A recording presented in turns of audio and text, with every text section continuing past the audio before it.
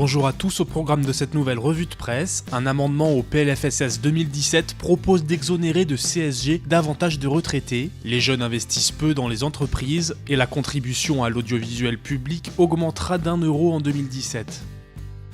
Bonne nouvelle pour les retraités modestes. Un amendement au projet de loi de financement de la sécurité sociale 2017 propose d'exonérer davantage de retraités du paiement de la CSG, apprend-on sur la tribune. Actuellement, le taux de contribution sociale généralisée appliqué sur les pensions est de 6,6% contre 7,5% sur les salaires. Mais le paiement de la CSG peut être supprimé pour les retraités dont le revenu fiscal de référence est inférieur à 10 676 €.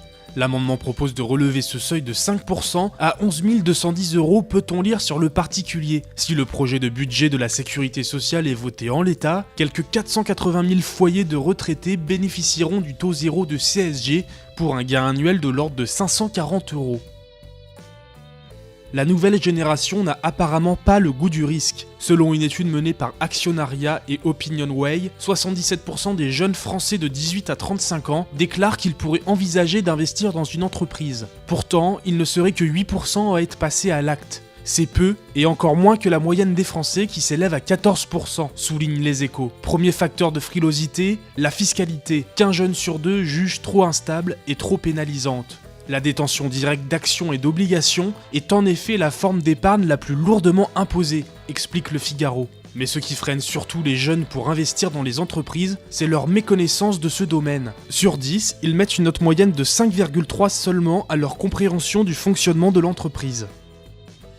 La hausse sera finalement un peu moins importante que prévu. Le gouvernement désirait initialement augmenter la contribution à l'audiovisuel public de 2 € en 2017, dont 1 € destiné à renflouer les caisses de France Télévisions, apprend-on sur boursier.com. Mais les parlementaires ont refusé le projet, limitant la hausse à 1 € en raison de l'inflation. Fixée à 137 € cette année, l'ex-redevance télé passera à 138 € en 2017. Sous le quinquennat Hollande, la taxe aura augmenté de 13 € en 5 ans, un bond de 10% bien supérieur à l'inflation qui s'affiche à 5% sur cette période.